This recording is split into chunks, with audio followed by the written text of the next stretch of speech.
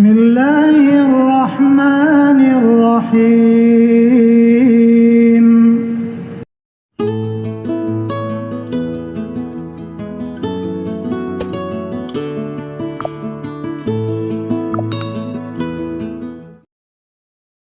Syekh Abu Bakar bin Salim dilahirkan pada tanggal 13 Jumadil Akhir 919 Hijriah, di kota Tarim, Yaman. Ia tumbuh dewasa menjadi seorang tokoh sufi yang masyhur sekaligus seorang yang alim dan mengamalkan ilmunya. Ayahandanya adalah Habib Salim bin Abdullah bin Abdurrahman bin Abdullah bin Abdurrahman As-Segaf, sedangkan ibunda beliau adalah Syarifah Talhah binti Agil bin Ahmad bin Abu Bakar As-Sakron bin Abdurrahman As-Segaf. Jauh sebelumnya, kelahiran beliau telah banyak diramalkan oleh para wali terkemuka, di antaranya adalah Al-Imam Ahmad bin Alwi yang tinggal di daerah Maryamah. Sekali waktu beliau datang ke Inat dan ia duduk di sebidang tanah yang pada waktu itu hanya berupa semak belukar dan bebatuan. Ia berhenti sejenak di tempat tersebut dan berkata kepada masyarakat yang hadir waktu itu, "Akan lahir salah seorang anak kami yang akan mempunyai keagungan dan ia akan tinggal di tempat ini." Selanjutnya ia berjalan berkeliling kota Inat, sambil sesekali menunjukkan tempat-tempat yang kelak berkaitan dengan Syekh Abu Bakar bin Salim. Ia menunjukkan tempat yang akan dibangun masjid oleh Syekh Abu Bakar dan ia sempat sholat di sana.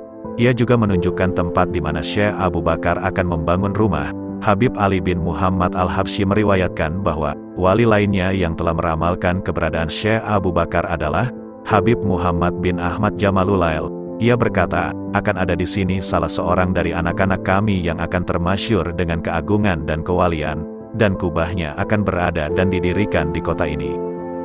Sejak kecil Syekh Abu Bakar bin Salim telah menunjukkan tanda-tanda bahwa kelak ia akan menjadi orang yang memiliki kemuliaan. Pernah pada suatu kesempatan Syekh Faris Bakois bersama para muridnya pergi ke Tarim, ikut dalam rombongan Syekh Faris 300 pemegang rebana yang mengiringi perjalanan itu dengan tabuhan rebananya. Setibanya di Tarim ia bersama pengikutnya mengunjungi Habib Syekh Alaidrus. Keesokan harinya Syekh Faris berniat untuk menziarahi makam Nabi Hud. Ia berkata kepada sejumlah Habib, "Wahai Habib, kami membutuhkan seorang pengantar darimu. Terus terang kami takut jika dalam perjalanan nanti ilmu kami dicuri orang." Para Habib menyanggupi, "Jangan khawatir, kami cukup mempunyai banyak orang berilmu di sini. Lagi pula mencuri ilmu bukanlah kebiasaan kami." Mulailah Syekh Faris mencari orang yang dianggap mampu mengawal dia dan para pengikutnya, sampai akhirnya ia melewati Syekh Abu Bakar bin Salim yang saat itu masih berusia 4 tahun, sedang bermain-main di jalan bersama teman sebayanya. "Aku pilih anak ini," kata Syekh Faris sambil menunjuk si kecil Abu Bakar bin Salim. Para Habib segera menjawab, "Anak kecil ini mana pantas mengawalmu?" Syekh Faris berkata, "Aku adalah tamu kalian dan aku hanya menginginkan anak ini." Para Habib kemudian mendatangi ibu Syekh Abu Bakar bin Salim dan mengabarkan persoalan yang mereka hadapi. Ibunya berkata, "Anak ini masih kecil, cari saja yang lain." Mereka menjawab, "Syekh Faris hanya menginginkan anakmu." Akhirnya sang ibu memberikan izin. Syekh Abu Bakar kemudian digendong oleh pelayannya Bakahawil untuk mengawal Syekh Faris dan rombongannya. Syekh Umar Bamakramah, seorang wali Allah yang ikut dalam rombongan Syekh Faris, memegang kepala Bakahawil sambil melantunkan syair yang diawali dengan bait-bait berikut. "Semoga Allah membahagiakan temanmu hai Bakahawil. Pohon kurma apa ini? Masih kecil sudah berbuah. Mereka menanamnya di waktu duha dan sudah memanennya di waktu senja." Kemudian Syekh Umar mengusap kepala Syekh Abu Bakar bin Salim sambil meneruskan syairnya, "Wahai emas sejati, dengan pandangannya Allah memeliharamu. Semua lembah yang luas menjadi kecil dibanding lembahmu." Masa muda Syekh Abu Bakar bin Salim dipenuhi dengan rutinitas pendidikan. Selain didikan orang tuanya, juga tercatat beberapa ulama besar yang menjadi gurunya, antara lain, Syekh Umar Basyaiban Ba'alawi, Syekh Abdullah bin Muhammad Bakusyair, Syekh Muhammad bin Abdullah Bamakramah, Imam Ahmad bin Alwi Bajahdab, Syekh Makruf Bajamal dan Syekh Umar bin Abdullah Bamakramah. Pada suatu ketika, Syekh Abu Bakar berniat belajar kepada salah seorang gurunya Syekh Makruf Bajamal yang tinggal di kota Shibam. Namun ia terpaksa berhenti di pinggir kota, karena Syekh Makruf Bajamal belum berkenan menemuinya. Setiap kali dikatakan kepada Syekh Makruf, "Anak Salim bin Abdullah meminta izin untuk menemuimu." Jawabnya, "Katakan kepadanya bahwa aku belum berkenan menerimanya, meskipun ayah beliau adalah seorang yang dihormati karena kesolehannya." Syekh Abu Bakar bin Salim tetap bersabar di bawah teriknya matahari dan dinginnya angin malam. Ia menguatkan hati dan mengendalikan nafsunya demi memperoleh asrar. Baru setelah lewat 40 hari ia menerima kabar bahwa Syekh Makruf bersedia menemuinya. Syekh Makruf hanya memerlukan beberapa saat saja untuk menurunkan ilmu kepadanya. Sewaktu keluar dari kediaman Syekh Makruf, ia mendapati sekumpulan kaum wanita yang mengeluk-elukan kedatangannya. "Selamat wahai Ibnu Salim. Selamat wahai Ibnu Salim." Mereka berbuat demikian dengan harapan mendapatkan sesuatu darinya. Ia pun segera menyadari hal ini dan kemudian mendoakan agar mereka mendapatkan suami yang setia. Menurut Habib Ali, hingga saat ini kaum wanita Syibam memiliki suami yang setia. Ketika Habib Ali ditanya apakah Syekh Makruf juga termasuk salah satu dari guru-guru Syekh Abu Bakar bin Salim, ia menjawab, "Ya."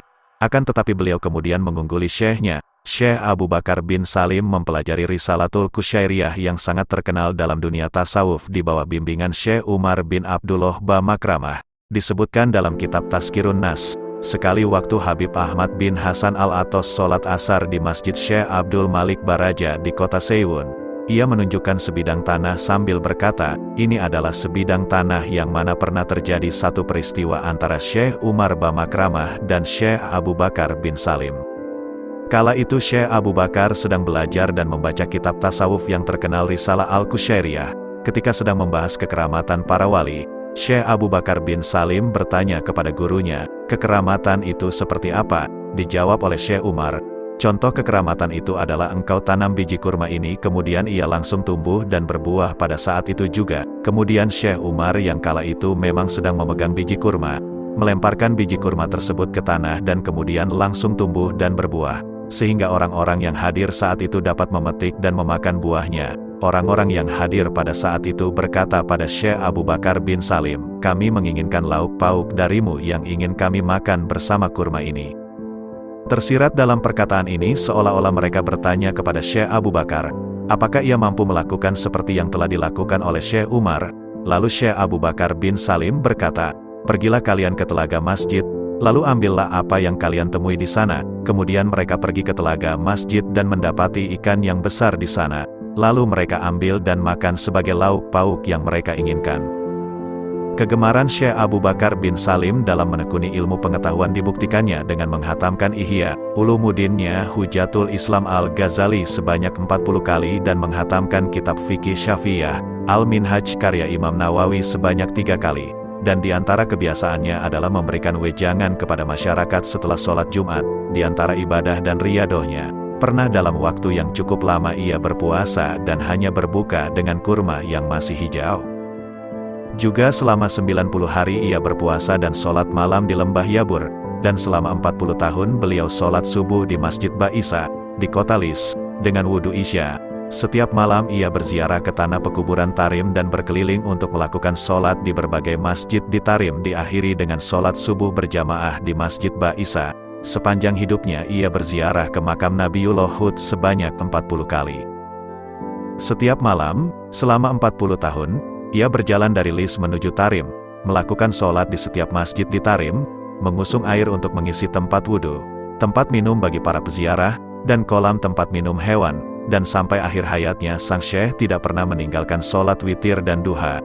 Berbeda dengan para wali di Tarim yang hampir semuanya menutupi hal keadaan mereka, Syekh Abu Bakar bin Salim mendapatkan perintah agar ia menampakkan kewaliannya. Pada awalnya ia sendiri merasa enggan dan ragu. Sampai akhirnya hal ini sampai kepada gurunya, Al-Imam Ahmad bin Alwi Bajahdab. Ia menyatakan, tidaklah makomnya Syekh Abu Bakar bin Salim akan berkurang dengan nampaknya kewalian yang dimilikinya, karena kalimat bismillah telah diletakkan di setiap perkataannya, dan sungguh tidak berkurang sama sekali kadar makom kewalian dikarenakan masyhurnya beliau, terkecuali seperti berkurangnya satu biji dalam makanan. Tatkala perkataan guru beliau ini disampaikan kepadanya, Syekh Abu Bakar bin Salim melakukan sujud syukur kepada Allah Subhanahu wa Ta'ala dan berkata, "Aku merasa cukup dengan isyarat pengukuhan ini, sebagai lambang kemegahan dan keagungan yang diberikan Allah Subhanahu wa Ta'ala." Setelah kejadian itu, ia berangkat dari Inat menuju Tarim untuk berziarah dan berjumpa dengan guru beliau tersebut. Maka setelah sampai gurunya bertanya, "Bagaimanakah bentuk isyarat yang telah engkau terima?" Ia menjawab, Sesungguhnya telah datang kepadaku serombongan pemuka kaum Ba'alawi dan bersama mereka ada Syekh Abdul Qadir Al-Jailani. Mereka semuanya memerintahkan kepadaku agar aku menampakkan diriku.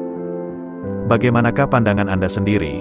Apakah saya dilarang? Sesungguhnya diriku sendiri kurang menyukai kemasyhuran. Setelah mendengar perkataan beliau, gurunya diam sesaat dan setelah itu ia berbincang dengan Syekh Abu Bakar bin Salim dengan perkataan yang tidak dipahami oleh orang yang hadir kala itu. Kemudian gurunya berwasiat kepada Syekh Abu Bakar dengan beberapa wasiat dan memerintahkan beliau untuk pulang dan menetap di kota Inat. Pulanglah sang Syekh ke kota Inat, dan di sanalah ia kemudian termasyhur. Namanya yang harum semerbak dikenal di seluruh penjuru negeri. Cahaya ilmu dan kemuliaannya berkemilau menerangi orang-orang yang berjalan di jalan Allah Subhanahu wa Ta'ala. Ia hidupkan kota Inat dengan ilmu. Manusia datang dari berbagai pelosok daerah guna menuntut ilmu darinya sehingga Inat menjadi kota yang ramai oleh pencinta ilmu. Murid-murid beliau datang dari berbagai kota di Yaman dan mancanegara, antara lain Syam, India, Mesir dan berbagai negara lainnya. Di antara beberapa muridnya yang terkenal adalah Habib Ahmad bin Muhammad Al-Habsyi, Sohibus Syib, Habib Abdurrahman bin Muhammad Al-Jufri, Habib Muhammad bin Alwi, Sayyid Yusuf Al-Qodi bin Abid Al-Hasani, Syekh Hasan Basyaib serta beberapa murid lainnya. Demi kepentingan pendidikan dan pengembangan dakwah, ia mendirikan sebuah masjid dan membeli tanah pekuburan yang luas. Al-Mualim Ahmad bin Abdurrahman Bawazir berkata, ada satu kisah yang diriwayatkan dari Al-Mualim Abdurrahman bin Muhammad Bawazir yang ia terima dari beberapa orang arifin. Beliau berkata, sesungguhnya tatkala Sayyidina Syekh Abu Bakar bin Salim mendirikan masjidnya yang masyhur di kota Inat, beliau berkata kepada orang yang sedang membangunnya di kala itu yaitu Ibnu Ali sambil menunjuk satu dinding yang baru didirikan. Dinding yang didirikan ini tidak akan dimakmurkan oleh orang-orang, kami menginginkannya agar sedikit maju. Ibnu Ali menjawab, ya Sayyidi, yang engkau inginkan adalah kemaslahatan, tetapi bagaimanakah kami akan merubahnya lagi? Karena dinding ini sudah terlanjur didirikan di tempat ini. Syekh Abu Bakar yang saat itu sedang memegang tongkat memukul dinding tersebut. Maka dengan izin Allah Subhanahu wa Ta'ala dinding tersebut berpindah tempat dari tempatnya semula sampai pada tempat yang diinginkan olehnya. Penduduk Inat sangat mencintai Syekh Abu Bakar. Hal ini antara lain dikarenakan keluhuran budi pekerti yang dimilikinya. Beliau merupakan seorang dermawan yang suka menjamu tamu. Jika tamu yang berkunjung banyak, maka ia memotong 1 atau 2 ekor onta untuk jamuannya. Karena sambutan yang hangat ini, maka semakin banyak orang yang datang mengunjunginya. Dalam menjamu dan memenuhi kebutuhan para tamunya, ia tidak segan-segan untuk turun tangan sendiri. Mereka datang terhormat dan pulang pun dengan terhormat. Dalam kesehariannya, ia mengeluarkan sedekah sebagaimana orang yang tidak takut jatuh miskin. Setiap hari ia membagikan 1000 potong roti kepada fakir miskin. Beliau dikenal sebagai seorang yang sangat tawadu.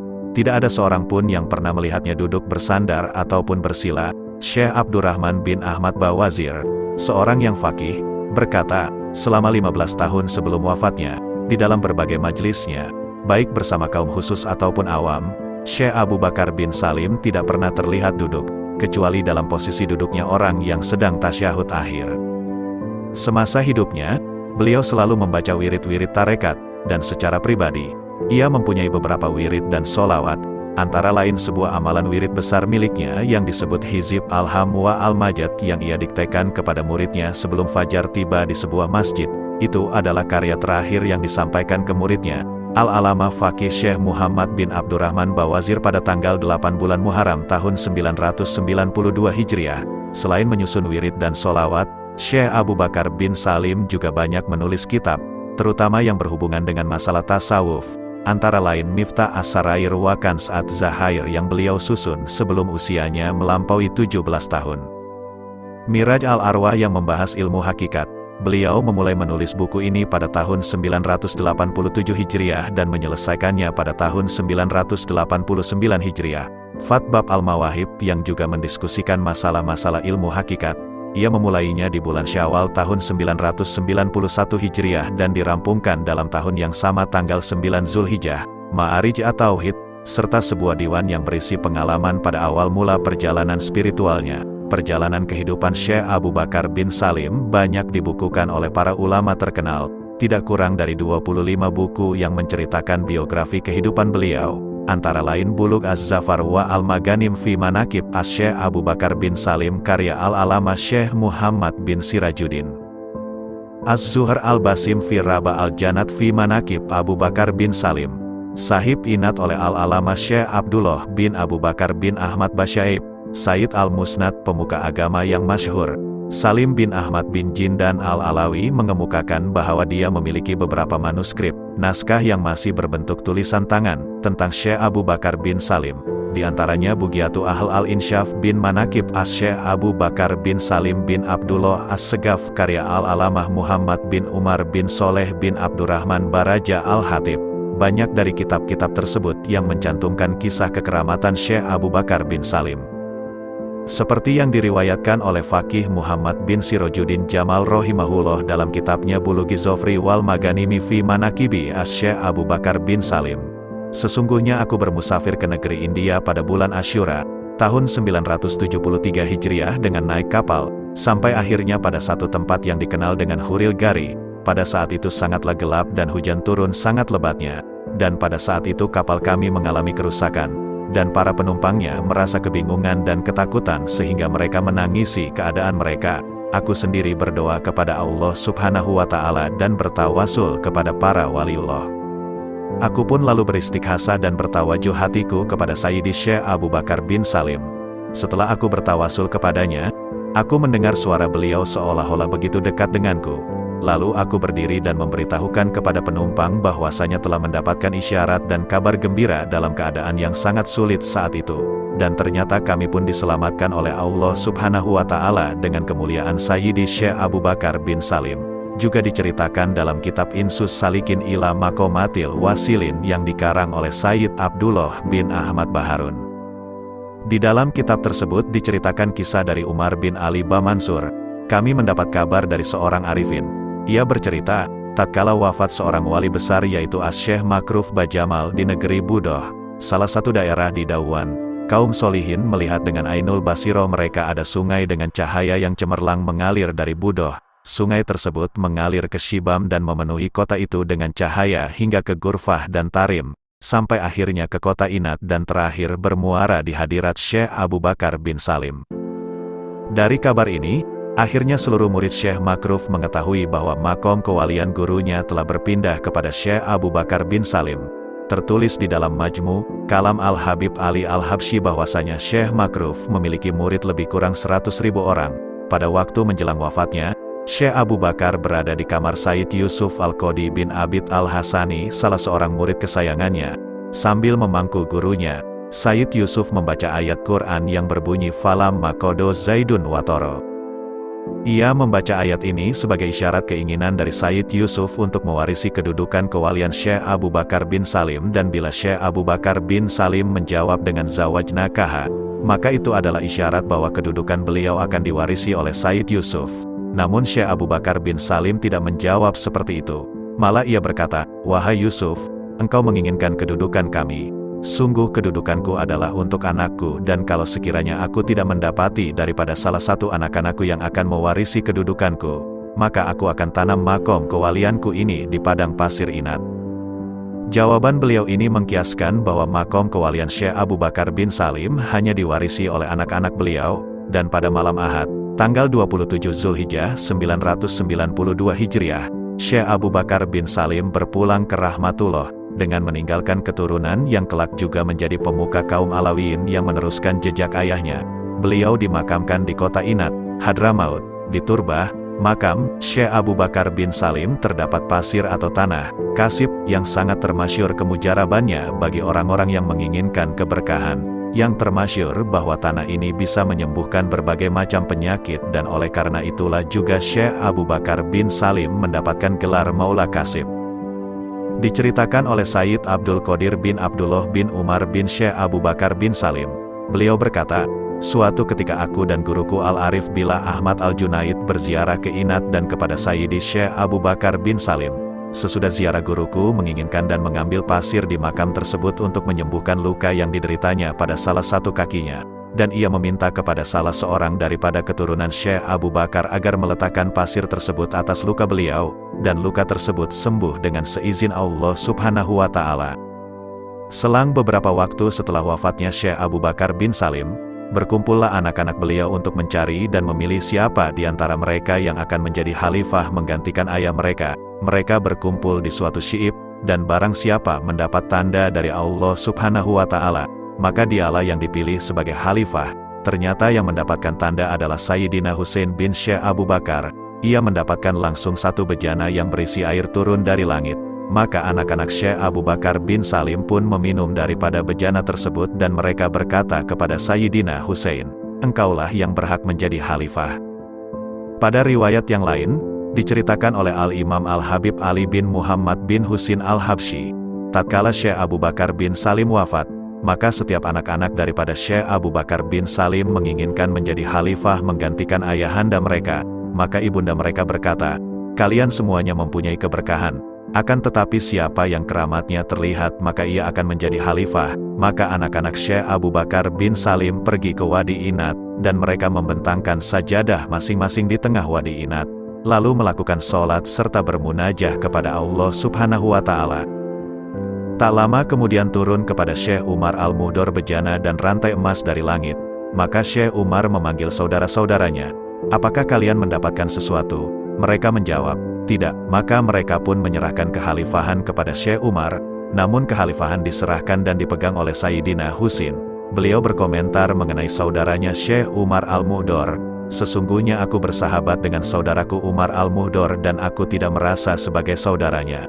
Akan tetapi aku merasa dan menempatkan diriku sebagai pembantu dan murid baginya."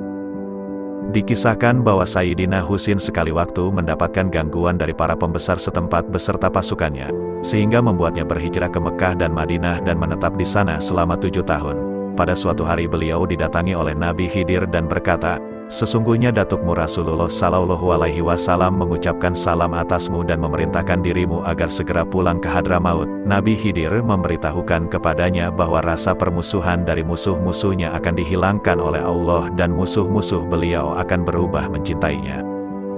Dan Nabi Khidir memberitahukan kepadanya agar berjalan bersama satu kafilah Arab di Hadramaut.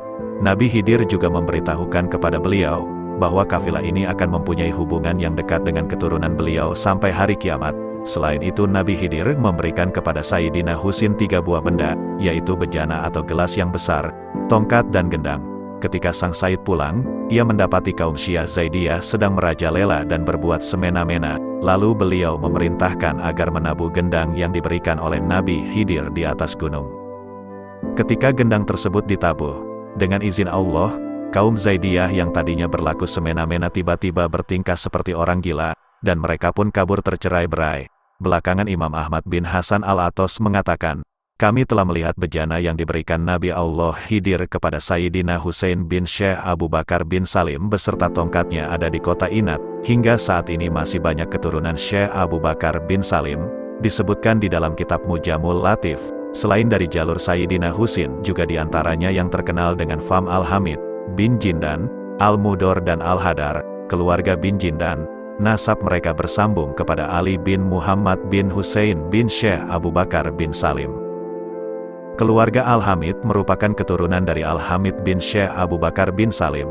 Keluarga Al-Muhdor, keturunan Umar Al-Muhdor. Syekh Abu Bakar bin Salim memberi nama Umar Al-Muhdor karena ingin mendapatkan berkah Sayyidina Umar Al-Muhdor bin Abdurrahman As-Segaf, juga dengan harapan agar anaknya dapat meneladani dan mewarisi ilmu yang dimiliki oleh Umar Al-Muhdor, seorang arif billah yang amat dikaguminya. Dan keluarga Al-Hadar, yang merupakan keturunan Ahmad Al-Hadar bin Abdullah bin Ali bin Musin bin Husin bin Syekh Abu Bakar bin Salim.